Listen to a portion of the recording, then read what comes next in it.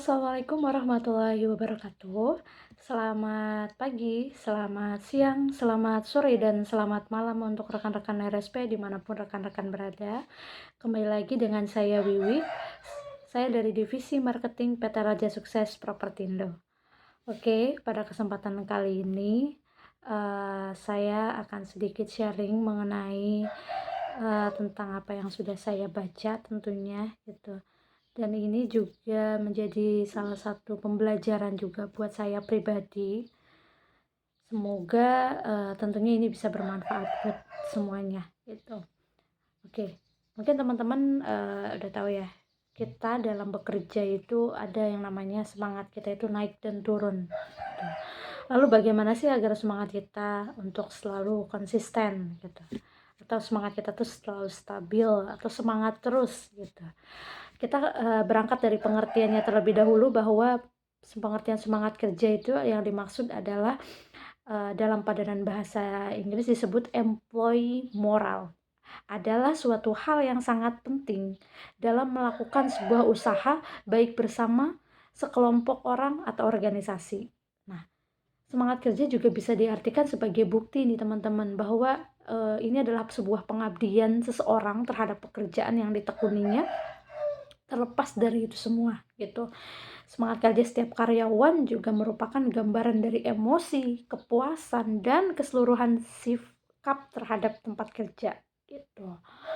Nah, lalu untuk yang berhubungan dengan produktivitas yang berhubungan langsung dengan pekerjaan, ini menjadi salah satu bentuk strategi yang efektif nih dalam meningkatkan semangat kerja, kehadiran, kedisiplinan, dan ketepatan waktu dalam menyelesaikan pekerjaan, dan tanggung jawab menjadi gambaran semangat kerja karyawan yang terlihat begitu nyata gitu. Semangat kerja atau employee moral itu akan sangat mempengaruhi produktivitas dan potensial kerja pada suatu perusahaan gitu.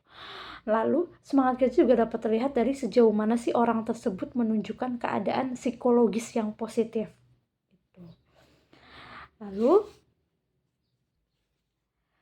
apabila karyawan memiliki semangat kerja yang tinggi gitu, ya maka karyawan tersebut akan menyelesaikan tugasnya dengan cepat gitu. Kemudian kinerja maupun hasilnya akan memberikan kepuasan tersendiri pada perusahaan.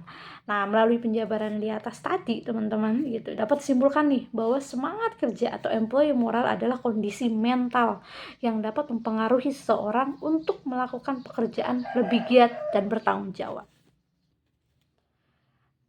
Kan ada beberapa aspek ya dalam mempengaruhi semangat kerja atau employee moral seseorang itu. Kan ada beberapa tuh, ada afektif, tujuan masa depan, dan interpersonal gitu. Mungkin sudah ada penjelasan di video-video sebelumnya tentang afektif, tujuan masa depan, dan interpersonal gitu. Yang ingin saya sampaikan di sini adalah cara mengembalikan semangat dalam bekerja ketika semangat kita lagi down gitu. Salah satu kunci keberhasilan yang harus kita terapkan adalah semangat kerja.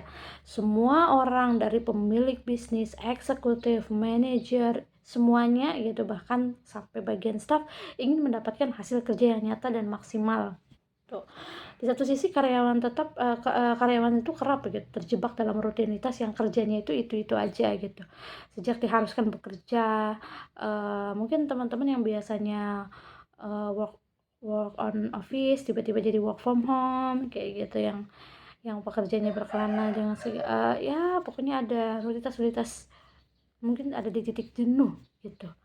Nah, rutinitas yang dianggap melelahkan dan juga membosankan ini adalah berada di depan komputer tiap hari, misal gitu, mengikuti rapat online, mulai tenggelam dalam tumpukan proyek gitu. Hasil pekerjaan yang tadinya kita cintai terasa membosankan, dan bekerja terus semangatnya itu jadi menurun gitu.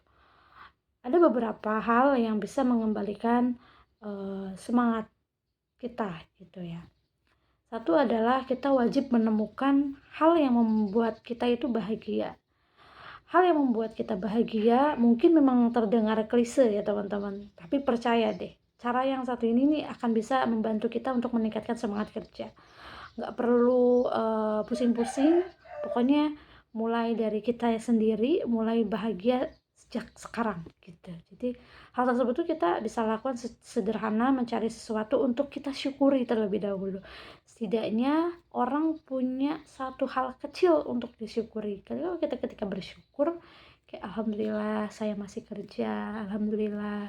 Coba bayangin ketika kita masih pengangguran kayak gitu kan, sakitnya, capeknya menganggur itu lebih sakit daripada capeknya kita karena kerja tuh. Jadi segala sesuatu yang kita syukuri. Hari ini alhamdulillah ya Allah, hari ini saya bisa bekerja, alhamdulillah saya bisa beraktivitas. Yang penting kita syukurin. Terus yang kedua adalah kita wajib nih menata meja kerja senyaman mungkin, senyamannya kita itu seperti apa gitu. Bagian alat tulis ATK, baiknya nyamannya kita ada di sebelah kanan apa kiri nih gitu. Terus tentunya harus rapi. Kalau kitanya rapi, bersih, enak dipandang gitu kan, otomatis ya itu akan menjadi salah satu faktor untuk kita tetap bisa semangat bekerja gitu di mejanya kita gitu ya. Lalu kalau kitanya lagi jenuh, istirahat sebentar gitu, tenaga, pikiran untuk bekerja setelah menikmati ya beli teh, kopi gitu ya. Nah, terus kalau misalkan udah sore, mata udah berat ya, coba kita stretching, gerakin pinggul, gerakin badan. Kita udah sore udah capek banget gitu ya. Minum air putih yang cukup juga tentunya kayak gitu. Terus kurangi multitasking di sini adalah ketika kita multitasking kan pasti banyak banget hal yang kita lakuin dan kita kerjain, akhirnya bikin kita stres mungkin ya, kecuali emang ada beberapa orang atau karyawan yang dia itu bisa multitasking. Terus hindari makan siang terlalu banyak. Ini yang sangat banyak terjadi sama karyawan-karyawan termasuk saya gitu, ketika saya ketika saya pribadi makan terlalu banyak, otomatis efeknya itu ngantuk gitu ya gitu. Jadi ya makan siang yang membabi buta kayak orang kelaparan itu justru akan turunkan gula darah kita dengan cepat gitu ya. Akibatnya ya justru akan kita merasa lesu, mulai ngantuk di sore hari. Sebaiknya ya kita bagilah ya 4 sampai 5 kali sesi ada cemilan sehat yang kaya akan serat, protein dan antioksidan. Tuh, jangan lupa minum yogurt. Intinya jangan makan terlalu banyak. Oke, sekian video saya. Semoga bermanfaat. Jadi reminder juga buat kita semua. Gitu, sekian. Assalamualaikum warahmatullahi wabarakatuh.